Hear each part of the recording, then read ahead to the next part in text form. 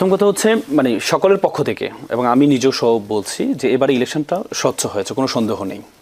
Election সুষ্ঠু হয়েছে, কিন্তু ইলেকশনের বিষয়টা নিয়ে যেখানে ফল গণনা পর্যন্ত আমরা ছিলাম, হ্যাঁ, যেখানে প্রশ্নটা সেখানে সেটা হচ্ছে গণনা এবং হচ্ছে আপনার ঘোষণার ক্ষেত্রে কিছু কিছু আসনে যেমন আছে এনসিপি থেকে একটু আগে সাংবাদিক সম্মেলন করে ওনারা কিন্তু বলেছেন, সজীব ভুঁইয়া বলেছেন 2008 সালের যে ইলেকশনটা, সেই ইলেকশনে বিএনপিকে 30টা আসন দেওয়া হয়েছে, সেখানে 32% ভোট এই বিএনপি পেয়েছিল, আর পার্থক্য ছিল মাত্র হচ্ছে 10 থেকে 12% পার্থক্য ছিল, কিন্তু আসনের ক্ষেত্রে প্রায় পার্থক্য হচ্ছে 230টা আসন আওয়ামী লীগ পেয়েছে। মানে হচ্ছে দেখেন আপনি আমার যে জোট, এই জোটে 77টা আসন পেয়েছে, কিন্তু আপনি যদি দেখেন আমার কাছে একটা ইকুয়েশন আছে, আপনার 53টা আসনে মাত্র ভোটের পার্থক্য 2 থেকে 5,000 ভোট পার্থক্য, এক ভোটের পার্থক্য সেটা আসে। মানে মাত্র 53টা আসনে পার্থক্য হচ্ছে 2 থেকে 5,000 ভোটের পার্থক্য। হ্যাঁ, এই যে পার্থক্যের ক্ষেত্রে এখন প্রশ্নটা আসলো কিভাবে?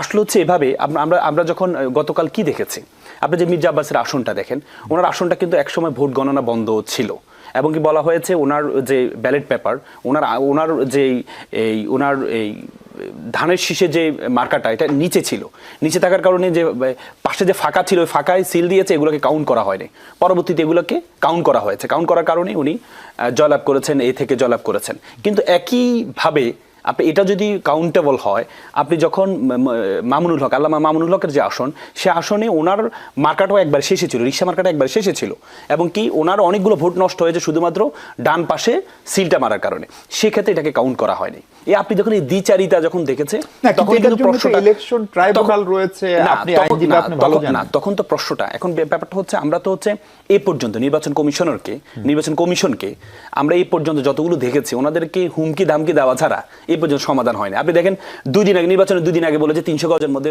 মোবাইল ব্যবহার করা যাবে না, যখনই গিয়ে একটু আন্দোলনের কথা বললো, এই করলো, তখনই কিন্তু ওনারা আবার এটা থেকে আবার ফেরত আসছেন। আপনি অনেকগুলো বিষয় আপনি দেখবেন নির্বাচন কমিশনের। এখন ব্যাপারটা হচ্ছে এই যে এটা তো আমাদের একটা সংস্কৃতি, আমাদের দেশের একটা সংস্কৃতি যে কোনো কিছু হলে যে আমরা আন্দোলন করব, মানে এটা না যে আমরা সরকারকে মানব না, নির্বাচন মানব না, আমি আপনাকে আরেকটা প্রশ্ন করতে চাই, যেহেতু গত অংশে আমি আপনাকে পাই নাই। জামাত বরাবরই জামাতের জোট বলে এসেছিল যে 91 মডেলের ইলেকশন, শেষ পর্যন্ত কি এটা 91 মডেল ইলেকশনই হলো? কারণ আমি নিজে জামাতের আমির 91 মডেল কোন অর্থে বলেছিলেন?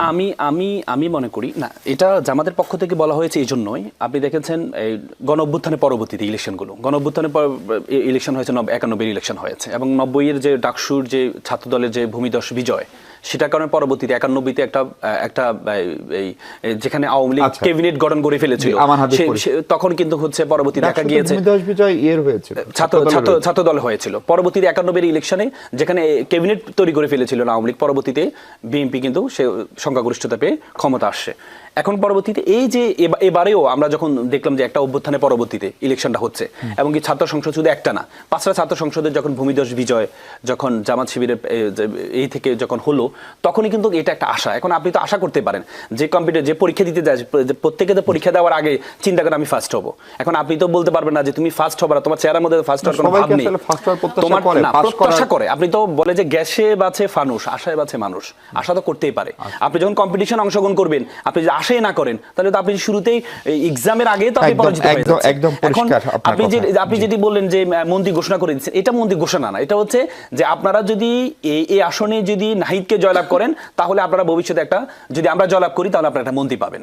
তার মানে কি? তার মানে এটা দ্বারা হচ্ছে যে যারা আছে ভোটার আছে, তাদেরকে একটা আশা দেখানো, আপনাদের এখান থেকে একটা শুধু এমপি না, যদি এইভাবে বোঝেন যে সরকারের একজন দায়িত্বশীল কর্মকর্তা নাহিদ সাহেবকে একবার নিয়ে লিখেছিলেন যে তিনি প্রত্যাশা করেন, তার গুড উইশ ছিল তিনি একদিন বাংলাদেশের প্রধানমন্ত্রী হবেন, ফলে প্রধানমন্ত্রী থেকে তাকে মন্ত্রীতে আনা, এই আলোচনাও কিন্তু হয়েছে নাহিদ ইসলামকে নিয়ে। এখন কথা হচ্ছে আমরা তো দেখি যে গণঅভ্যুত্থান যারা নেতৃত্ব দেয়, পরবর্তী তারা প্রধানমন্ত্রী হয়, এটাই তো স্বাভাবিক কথা, কিন্তু এটা আশা করা তো ভুলের বিষয় না। আমরা তো সমস্যা হচ্ছে আমরা হচ্ছে একটা পরিবারতন্ত্রের মধ্যে আছি, দেশটা আমরাও একটা বৃত্তের মধ্যে আছি, এই বৃত্ত থেকে বের হতে পারি না। আমাদের দেশে আমরা ছোটবেলা থেকে, আমি আপনাকে বলি, আমরা ছোটবেলা থেকে আমাদের মাথায় ঢুকিয়ে দেওয়া হয় সবকিছু হতে পারবা, প্রধানমন্ত্রী হতে পারবা না, মানে আমাদের মধ্যে আমরা এই 35 বছর যে ক্ষমতায়ন আমরা দেখেছি আমাদের মাথার মধ্যে ঢুকিয়ে দেওয়া হয়েছে এখনো পর্যন্ত। আপনি দেখেন যে কিছুদিন আগে তারেক রহমান সাহেব বলেছেন যে শেখ হাসিনার ছেলে মেয়েরা ইচ্ছা করলে রাজনীতি করতে পারে। তার মানে কি পরিবারতন্ত্রটা তোমার পরিবার যদি না থাকে তাহলে আমার পরিবারতন্ত্র যদি থাকে, বিপরীতে যারা আছে তাদের সাথে তো আমি টিকতে পারবো না। সুতরাং তুমি আসো, তাহলে আমি টিকতে পারবো।